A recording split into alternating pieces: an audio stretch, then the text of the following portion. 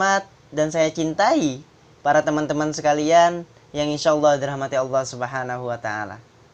Pertama-tama, marilah kita panjatkan puja dan puji syukur kita kehadirat Allah Subhanahu wa Ta'ala yang mana telah melimpahkan rahmat taufik serta hidayahnya sehingga kita dapat bersama-sama belajar untuk menuntut ilmu di UIN Antasari ini.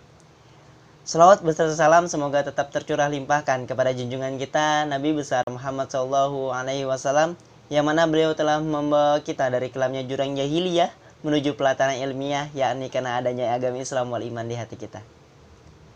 Baik teman-teman, di sini saya sebagai moderator akan memimpin acara atau presentasi pada hari ini. Materi yang kita sampaikan di sini adalah tentang membaca. Membaca adalah salah satu cara untuk mendapatkan informasi maupun pengetahuan yang kita cari. Namun, dengan semakin pesatnya perkembangan teknologi, generasi sekarang memiliki kekurangan minat baca. Karena apa? Karena informasi yang didapatkan dari buku tersebut dapat mereka dapatkan dengan berapa kali klik dan scroll, dan hanya memakan waktu yang relatif sangat cepat dibandingkan membaca buku. Hal ini sungguh disayangkan karena ada banyak sekali manfaat yang kita dapatkan dari membaca buku, seperti melatih fokus dan konsentrasi, belajar, meningkatkan kemampuan menulis, dan mengasah kreativitas. Baik, untuk lebih detailnya, marilah kita simak penjelasan dari teman-teman kita. Kepada teman-teman, kami persilakan. Assalamualaikum warahmatullahi wabarakatuh. Perkenalkan, nama saya Saruna Raskia. Jadi di sini saya akan mempresentasikan mengenai keterampilan membaca. Membaca bukanlah merupakan proses yang pasif, melainkan proses yang aktif. Apa artinya? Artinya ialah seorang pembaca harus dengan aktif berusaha menangkap isi bacaan yang dibacanya. Tidak boleh hanya menerimanya saja. Oleh karena itu, seorang pakar bahasa mengibaratkan bahwa proses membaca itu bagaikan proses menangkap bola dalam sebuah permainan bola basket, yang dimana harus berusaha memperhatikan gerakan-gerakan bola yang dilemparkan, baik oleh kawan maupun oleh lawan main. Begitu pula halnya dengan kegiatan membaca. Pembaca harus berusaha menangkap pesan yang terdapat dalam bacaannya secara aktif. Setelah itu, memahami lebih lanjut isi yang terdapat di dalamnya. Membaca bukan harus menghafal kata demi kata atau kalimat demi kalimat yang terdapat dalam bacaan. Yang lebih penting ialah menangkap pesan atau ide pokok bacaan dengan baik. Banyak faktor yang mempengaruhi kemampuan atau minat membaca seseorang.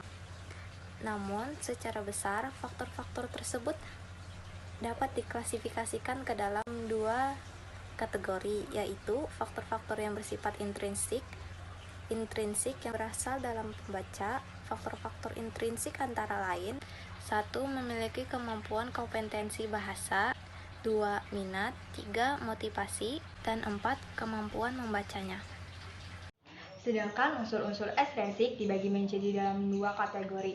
Yang pertama, unsur-unsur yang berasal dari dalam teks bacaan, seperti keterbacaan dan organisasi teks.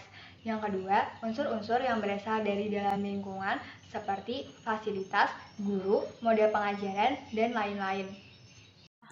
Selanjutnya yaitu gimana sih cara supaya bisa meningkatkan minat dan membaca. Yang pertama yaitu meluruskan niat dan motivasi.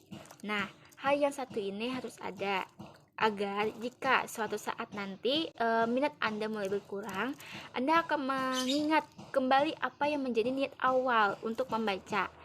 Nah, jika Anda sudah tahu niat apa yang ingin diwujudkan, misalnya nih, Anda memiliki niat menumbuhkan minat membaca untuk menambahkan wawasan pengetahuan.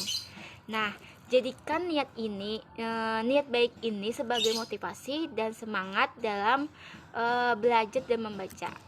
Oke, selanjutnya yang kedua, biasakan membaca. Setelah mengatasi malas membaca, maka mulailah belajar untuk membaca. Dengan rutin membaca, maka akan terbiasa membaca dalam keadaan apapun.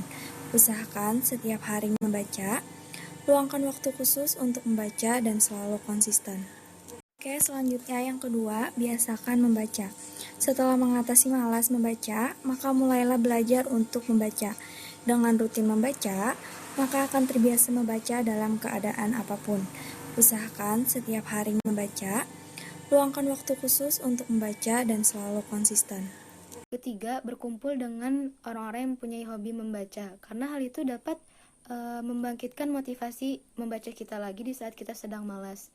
Berkumpul dengan orang-orang yang hobi membaca juga dapat meningkatkan kepekaan membaca kita lagi. Dan kita juga akan mendapatkan ilmu-ilmu baru yang dapat diserap dari teman-teman yang lain. 4. Meningkatkan dan menumbuhkan motivasi untuk membaca. Minat baca seseorang harus dimulai dari diri kita sendiri. Supaya bisa meningkatkan dan menumbuhkan tujuan tersebut dalam diri kita sendiri, selalu kita tanamkan untuk kebiasaan membaca. Dengan membaca akan bisa memberikan dampak positif bagi hidup kita di masa depan. Karena dengan membaca akan menambah perbendaharaan pengetahuan di dalam diri. 5. Keinginan membaca buku sesuai dengan judul yang diinginkan.